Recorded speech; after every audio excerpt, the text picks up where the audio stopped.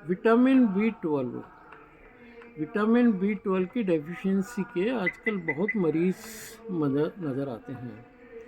और सबसे पहला जो सिम्टम आता है विटामिन बी ट्वेल्व की डेफिशिएंसी का, वो नर्वाइन पेन होता है। नर्वाइन पेन पेशेंट डिस्क्राइब नहीं कर पाता, उससे पूछना होता है, तब जाकर के वो बताता है कि उसको पेन एक लाइन में चलता है, नर्व में चलता है। और ये डेफिशिएंसी जो आती है, यह एसिडिटी की वजह से होती है। अम्ल पित्त जिसको है, या जो तेज़ मसालेदार खाना खाता है, नियमित रूप से तेज़ मसाले का खाना खाता है, तो उसको अम्ल पित्त हो जाता है। और जिसको अम्ल पित्त हुआ है, उसको विटामिन बी ट्वेल्व की डेफिशिएंसी होना लाजमी है, ज़रूरी है। अब विटामिन बी ट्वेल्व का इलाज करेंगे तो कुछ नहीं होने वाला। आप विटामिन बी ट्वेल्व के इंजेक्शन लगवा दें, उसको ओरल कैप्सूल दे दें, जितने दिन उसका असर रहेगा उतने दिन उसको दर्द नहीं होगा। लेकिन जैसे ही उसका कैप्सूल का या इंजेक्शन का असर ख़त्म हुआ, उसको वापस दर्द चालू हो जाएगा। इसके लिए आयुर्वेद में एक बीमारी का नाम आता है वातिक अम्ल पित्त।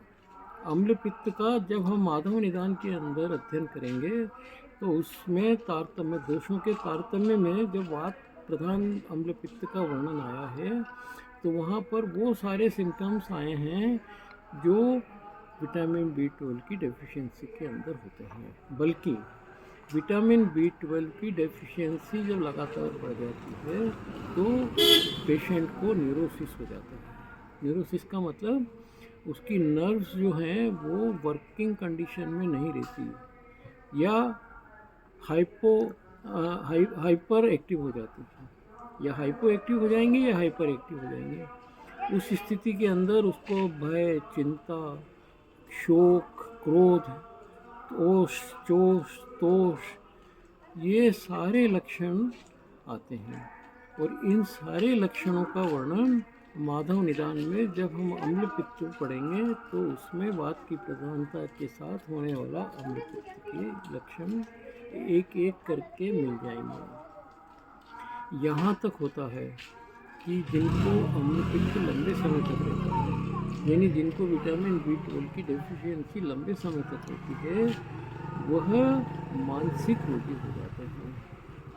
और मेरा अपना अनुभव है, ऐसे कई मानसिक रोगी जो 2-2, 5-5, 10 साल से साइको डिसऑर्डर्स की मेडिसिन खा रहे हैं, और उनकी तकलीफ़ बढ़ रही है, कम नहीं हो रही, क्योंकि उन्होंने किसी ने भी वातिक अम्ल पित्त का इलाज नहीं किया। अब जब वातिक अम्ल पित्त का इलाज करेंगे, तो यह बीमारी ठीक होगी। अब होता क्या है, वातिक अम्ल पित्त की चिकित्सा है अपने चक्रदत्त में और चरक संहिता में, दोनों में, और द्वादशांक वात करके एक अम्ल पित्त चिकित्सा अधिकार में आया है। द्वादशांक वात है, वह वातिक अम्ल पित्त की चिकित्सा है। उस क्वाथ को दो या क्वाथ का सिरप बना करके दो, वह जब देते हैं तो स्थायी रूप से, और उसकी विटामिन बी ट्वेल्व की डेफिशिएंसी कम होती है।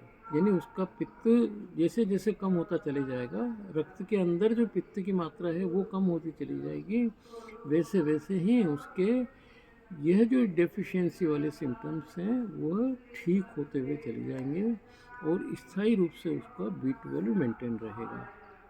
और जब न्यूरोसिस हो गया, तब फिर उसको वातिक अम्ल पित्त की चिकित्सा के साथ साथ हमारे को भी कुछ साइको डिसऑर्डर्स की मेडिसिन साथ में देनी पड़ती है, क्योंकि वह इतना ज़्यादा मतलब साइकिक हो जाता है कि खाली अपन इसकी वातिक अम्ल पित्त की चिकित्सा करेंगे तो उससे काम नहीं चलता। कई लोग इतने पैनिक हो जाते हैं, आजकल उसको पैनिक शब्द यूज़ करने लगे हैं, पहले उसको फंक्शनल डिजीज़ मानते थे। यानी आदमी को दौरा आता है पागलपन का, पेशेंट को पागलपन का दौरा आता है, ख़ास करके लड़कियों को ज़्यादा आता है, यंग लेडीज़ में ज़्यादा होता है।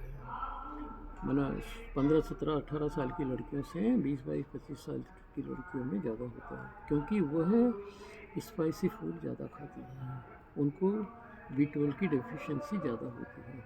तो तो अचानक से वो पैनिक हो जाती हैं। अब पैनिक होने के बाद में दो तरह की चिकित्सा है, या तो आप साइकिक मेडिसिन दो, और या फिर आयुर्वेद में इसके लिए वात कुलांतक रस एक आता है। वात कुलांतक रस का प्रयोग करने से उसके पैनिक डिसऑर्डर्स खत्म हो जाएंगे। लेकिन ये पैनिक डिसऑर्डर खत्म होना, यह अम्ल पित्त की चिकित्सा नहीं है। अम्ल पित्त की चिकित्सा के लिए तो हमारे को मूल रूप से या तो द्वादशांक वास पे जाएं, या फिर अपन प्रवाल पुष्टि, जैर मोड़ा खताई पुष्टि, अमल की रसायन, मुक्ता शुक्ति पुष्टि, इस तरह के योगों पर जाए और उससे उसकी चिकित्सा करें।